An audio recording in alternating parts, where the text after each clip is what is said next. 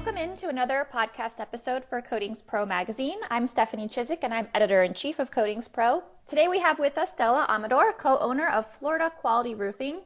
FQR was established in 2002 and they work to properly identify and correct roofing issues, prevent future problems, and maintain and extend the life of roofing systems. So, Stella, thank you so much for joining us today. Hi, Stephanie. Thank you so much for asking me to be here. I'm excited. I am as well. And we've known each other for quite a few years now, but I think it'd be great to introduce you to our listeners. So can you give a little bit of your background? Sure. Yes, we have known a little bit, a few years. I am the co-owner and vice president of Florida Quality Roofing. I joined my business partner. It's going to be 10 years this September. So I basically deal with the marketing and the PR and everything that is getting the word out about our company and maintaining great relationships with all our clients, vendors, suppliers, and people like you. So that's basically my role. I specifically carved that niche for myself, and it's worked really well. Yeah, and congratulations on your 10 years. That's awesome. Yeah, it's going to be, it's time flies when you're having fun, but it's also, I do feel that it's been a long time. So yeah. Yes. So I'm wondering, do you have a background then maybe in the marketing area? How did you get into the roofing industry specifically?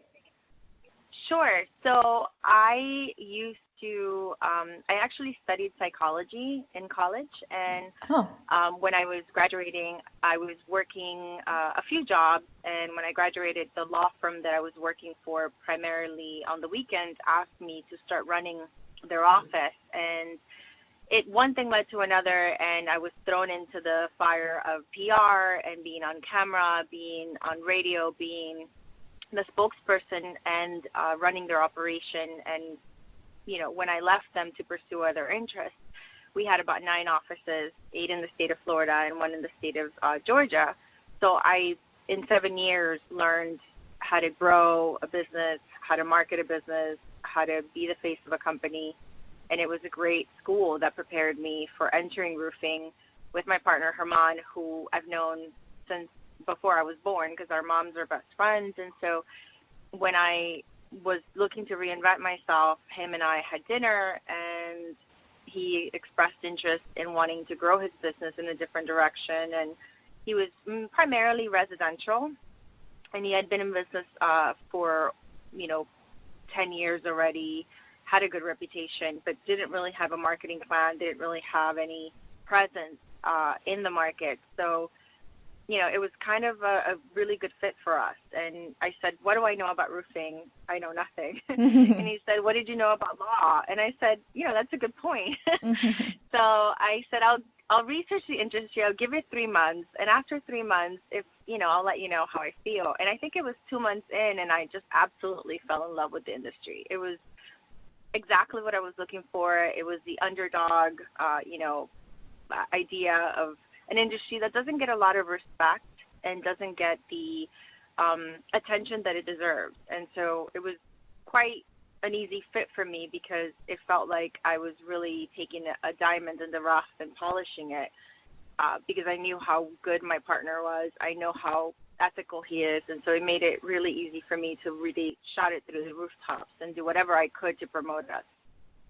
I love that. I had no idea that you guys were, brother and sister from the womb, so to speak. But that's such an amazing kind of backstory.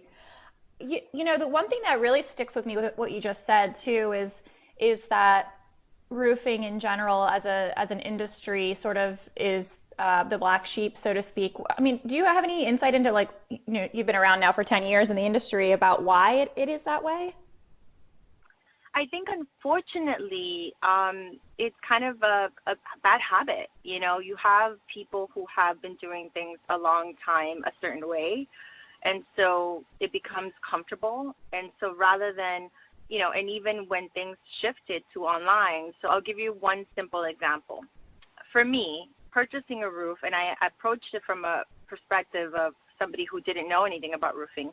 Purchasing a roof is a very large purchase. It's usually one of the largest home improvement or, building improvements that you're going to make. And it's also one of the most intrusive. So you have an industry that's so it used to bidding or throwing things at the wall and seeing what sticks. And you'll have somebody looking for an estimate and say, email me a proposal. And I realized that within the 3 months of me researching the industry, I said, what do you mean? Like, it's 30, 40, 50, 100, 200, hundreds of thousands of dollars. Why wouldn't you meet the person? And why wouldn't you present the options? Why wouldn't you do it in a professional manner? And it just struck me as one of the oddest things, coming from, a layman, not knowing anything. And so what I've learned is that the industry just got comfortable, and you need people with an outside perspective to say, no, let's try it a different way. Let's do it differently. Let's meet in person. My company doesn't email proposals. We do everything in person. Everything is a personalized approach, and we're more boutique style, obviously, because of that. We keep it on a smaller scale. We could be bigger. We choose not to. We choose to keep it, relationship based. We're not throwing, 1,000 things at the wall, and that may work for somebody. It just, for us, and what we wanted to do, it just didn't fit our model. Yeah, while you were saying that, I'm so glad you just said the relationship base, because that's what I kept thinking is, gosh, your model must really kind of lean towards the ability to have a relationship with your client and every single client, because you're sort of tailoring it to what their needs are, holding their hand along the way. The communication is probably key. That just it makes so much sense to me when you put it like that. Yeah, and a lot of our clients become our biggest advocates. I do my newsletter once a year. I don't like to spam people, and I do it mostly to say, hey, this is what happened in the last year, and this is what's been going on with us. We hope just to kind of reach out, and I've had so many clients respond and say, oh, congratulations, and it's really a very family-oriented company. Our company is run by my partner, who's a second-generation roofing contractor. His father is still very much a part of our company as a mentor, and mostly as he's our cheerleader. And his cousin works as our production manager. His sister used to work with us, so we have that very much family feel, and that's how we approach our clients.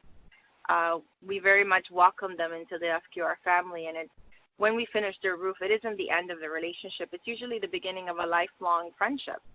We've been around now. It's 19 years yesterday. So most of our clients do become our biggest advocates, and we do walk them through the entire process, and we end up doing their nephews, their nieces, their children, and it's a great pleasure. We love doing that. We love it when we get to work with people and have those long-term relationships.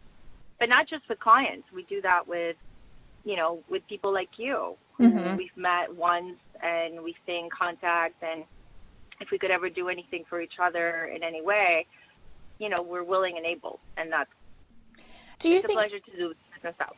Yes, I mean, I completely agree. You guys are always willing to, work with us or give us feedback, and we've been able to feature you guys in a couple articles as well. So it's definitely it is a relationship, and you guys are great at building those relationships. And it seems like too, I know that not only have you won awards through us, but you've been award winners in other associations and organizations as well. So it seems like what you're doing is successful not only for the client but for you guys too. So congrats to all your great work. I mean, it seems like it's... Thank you. Yeah, thank you. Absolutely. Yeah, we've been very fortunate to position ourselves, and the idea has always been we want to elevate the standards. We want to elevate the standards of the roofing profession.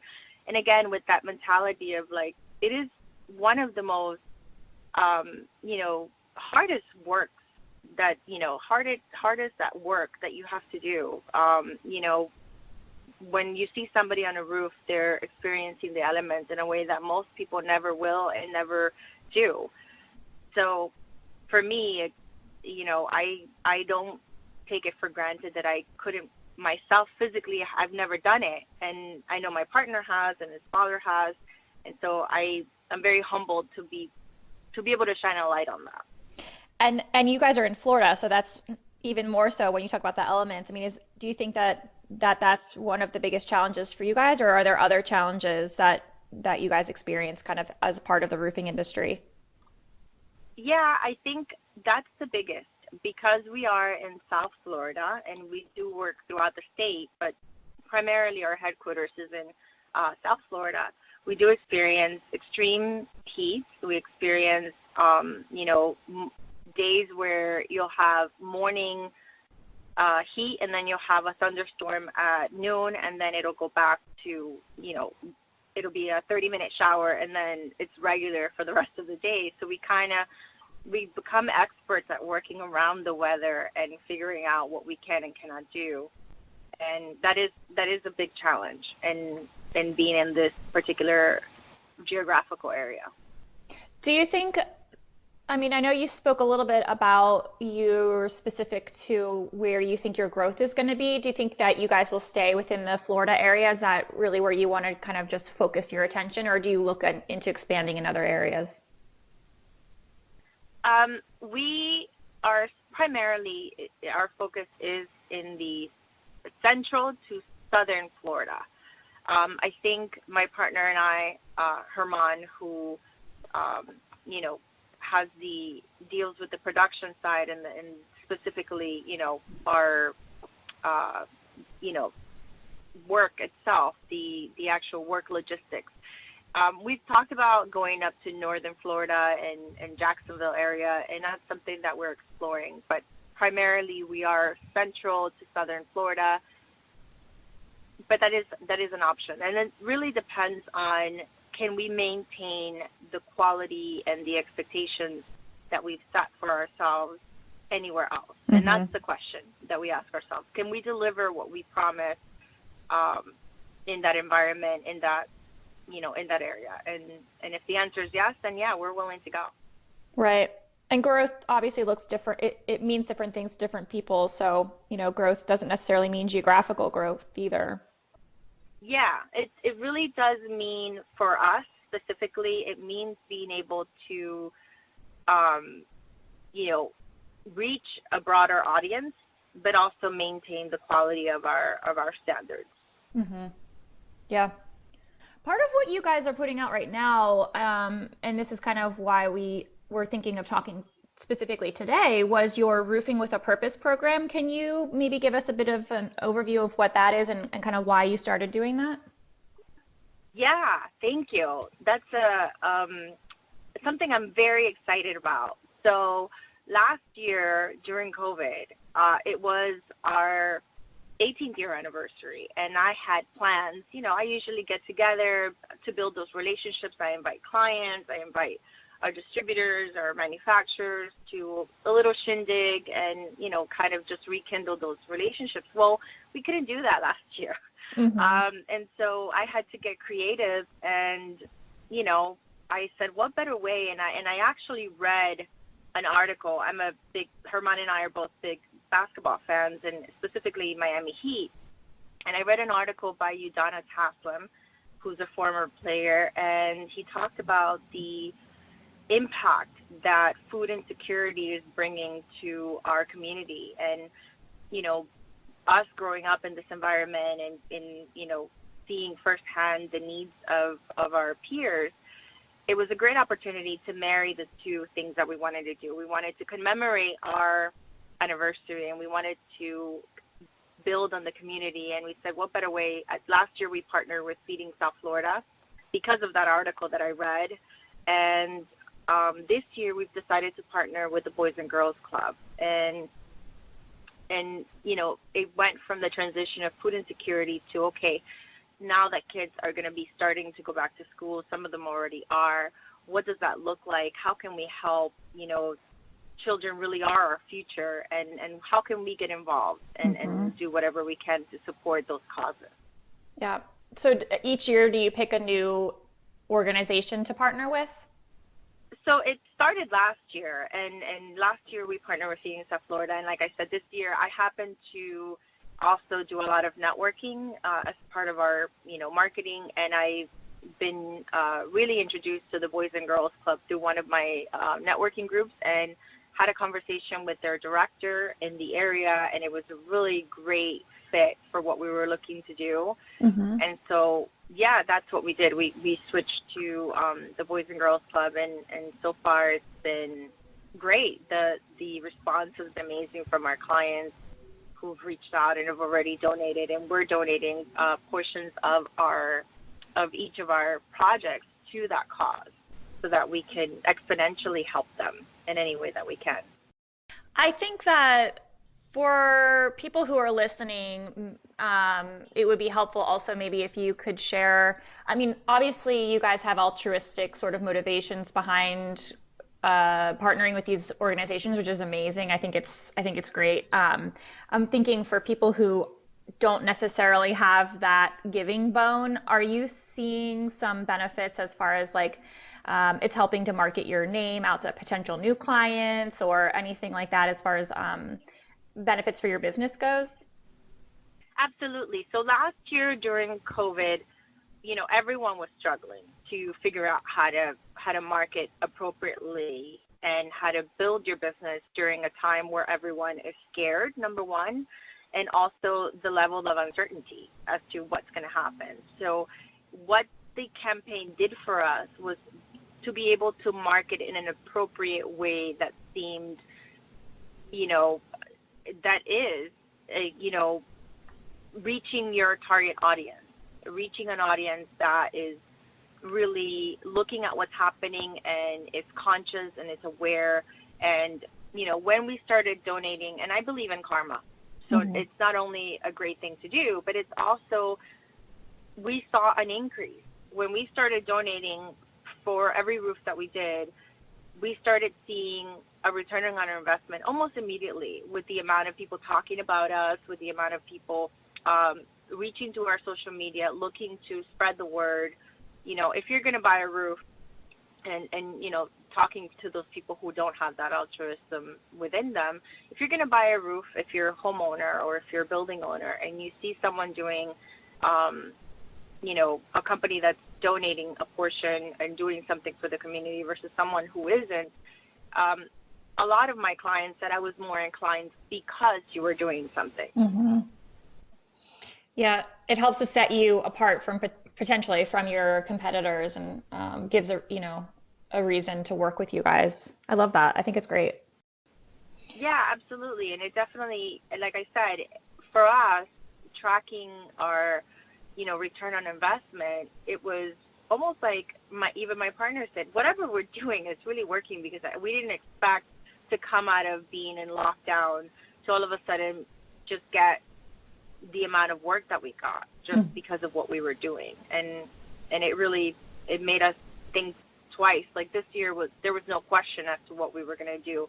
The question was, are we going to keep doing what we did before, or can we switch to something different and kind of tie it into what we want to see in our community?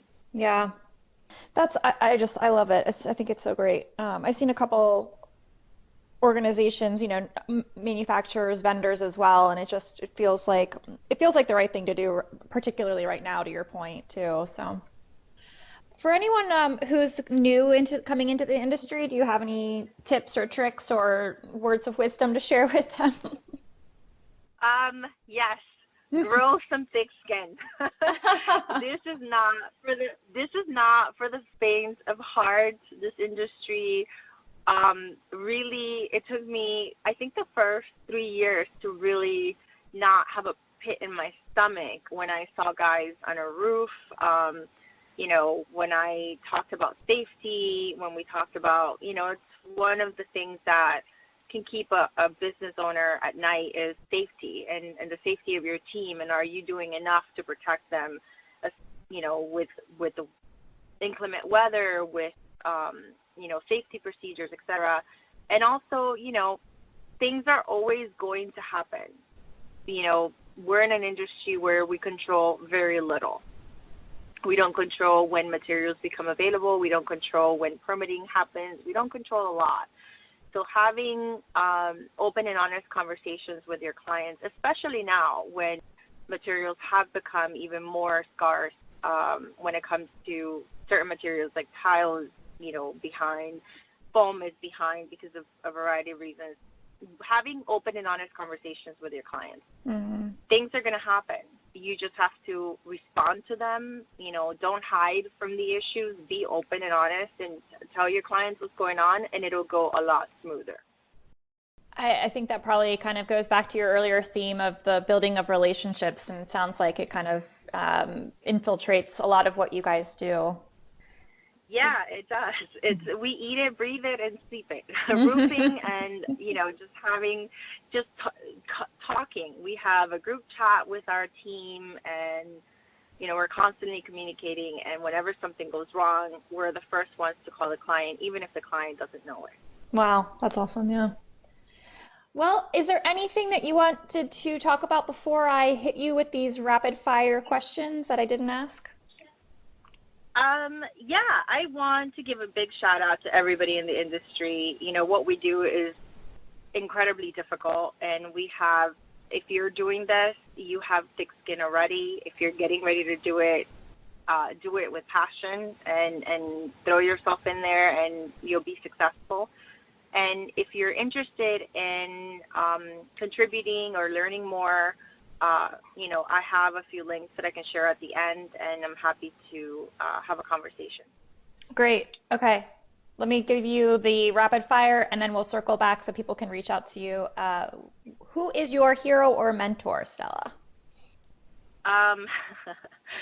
My hero or mentor. So my grandmother I was her shadow. My grandmother was an artist. And she was a painter and a sculptor, and I come from an artistic family. I always envisioned myself to be an artist, although I'm just an admirer. And she was an amazing woman. She founded the first school of art in my hometown, and she was brilliant. And I always wonder, what would my grandmother do? That's so great. What is your biggest pet peeve? Not showing up. So if you're going to say you're going to do something, do it. If you're not going to do it, just tell me so, so that I'm not expecting you to do it. That's my biggest pet peeve. I second that. What place would you most like to get stuck in for a week right now? Oh, it's easy. I would love to be in Portugal.